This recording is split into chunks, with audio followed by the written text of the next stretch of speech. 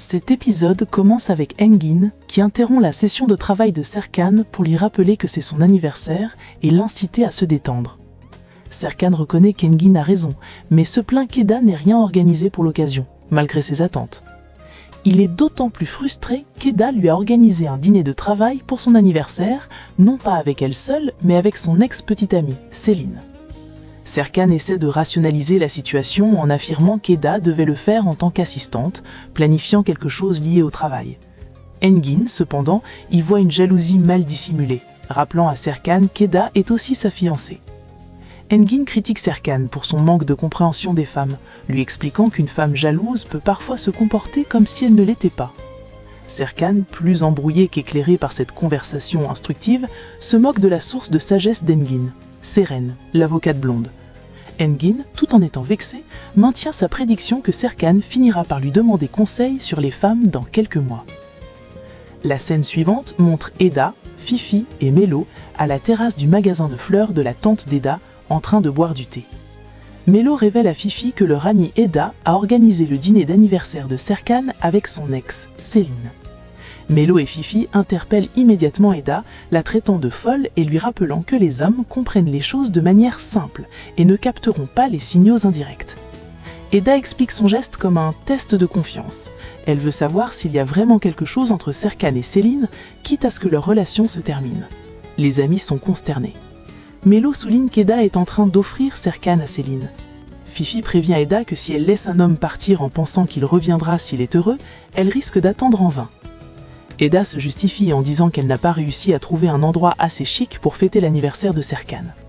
Melo lui reproche de se laisser influencer par l'obsession de Serkan pour la santé et lui suggère d'aller simplement manger une soupe ensemble. Eda reconnaît que la soupe de l'oncle Bilal est incomparable au restaurant huppé que fréquente Serkan. Fifi complimente Eda sur son originalité et l'encourage à ne pas changer pour un homme. Finalement convaincue, Eda propose à ses amis d'aller manger une soupe. Mais Fifi, occupée, et Melo, au régime, refusent. Melo finit cependant par accepter de boire une limonade après qu'Eda se soit moquée de son régime.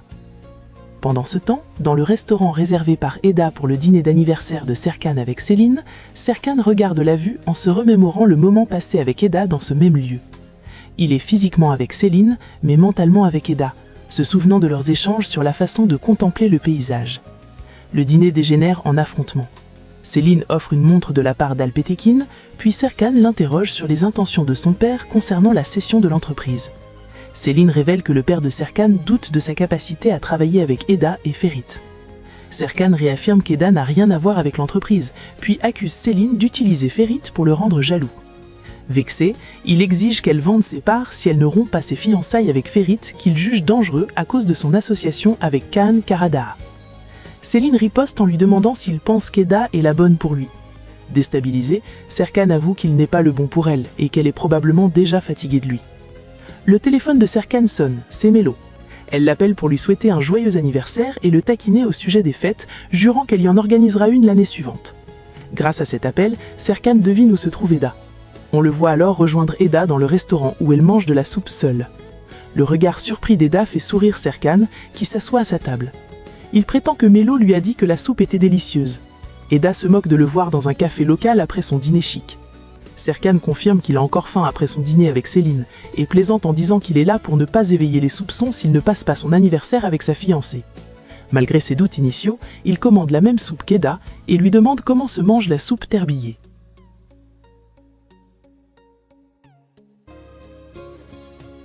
Dans la scène suivante, Eda et Serkan descendent des escaliers. Eda est mal à l'aise à l'idée de lui offrir son petit cadeau, mais il insiste. Il s'assoit sur les marches et Eda lui présente un petit gâteau avec une bougie. Serkan souffle la bougie après qu'Eda lui ait demandé de faire un vœu sur quelque chose qu'il ne peut pas maîtriser. Le cadeau d'Eda est un petit globe terrestre lumineux, symbolisant le monde entier qu'il ne peut contrôler. Serkan l'embrasse sur la joue pour la remercier. Il lui demande ensuite des nouvelles de sa voiture. Eda explique qu'elle n'a pas voulu la réparer car chaque pièce fonctionne encore bien. Serkan lui propose d'aller ensemble à Chile le lendemain matin pour le travail. Il lui demande pourquoi elle travaille encore à la boutique de fleurs et Eda répond que cela lui rappelle qui elle est et qu'elle y retournera après la fin de leur contrat. Ensuite, Eda est assise sur sa terrasse en train de manger du chocolat, tandis que Serkan, de son côté, allume le petit globe qu'elle lui a offert, pensif.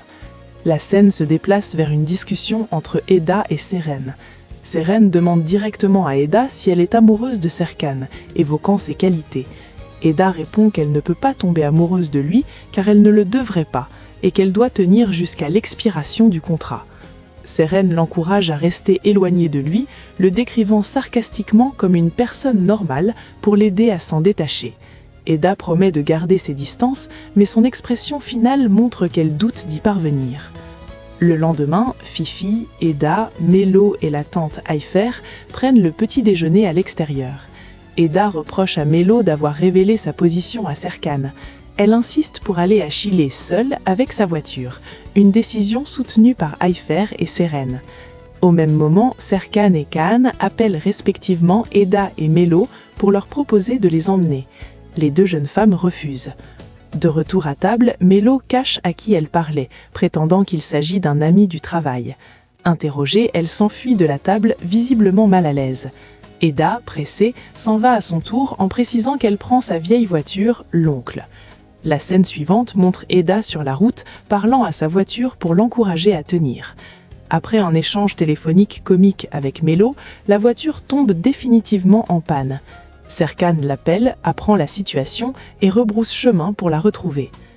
Pendant ce temps, Pirul est devant l'entreprise lorsqu'Enguine arrive avec des béquilles. Elle s'inquiète et apprend que Seren l'a accompagnée. Seren échange des piques avec Pirul, soulignant qu'elle travaille désormais avec Enguine. Jalouse, elle regarde les partir en marmonnant qu'elle va lui casser l'autre jambe.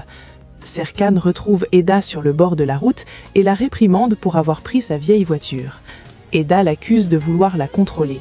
Serkan affirme qu'il le fera tant que le contrat sera valide et fait immédiatement remorquer la voiture. Eda lui remet les clés en comptant les jours avant la fin du contrat. Ils partent ensemble pour Chile. Kaan, de son côté, croise Melo marchant le long de la côte et engage la conversation. Melo se confie sur son nouveau travail tout en affirmant qu'elle est une femme forte. À l'entreprise, Pirul interrompt Enguine et Seren sous prétexte de documents à signer, montrant clairement sa jalousie. Seren la provoque et Pirul s'immisce pour surveiller leur relation.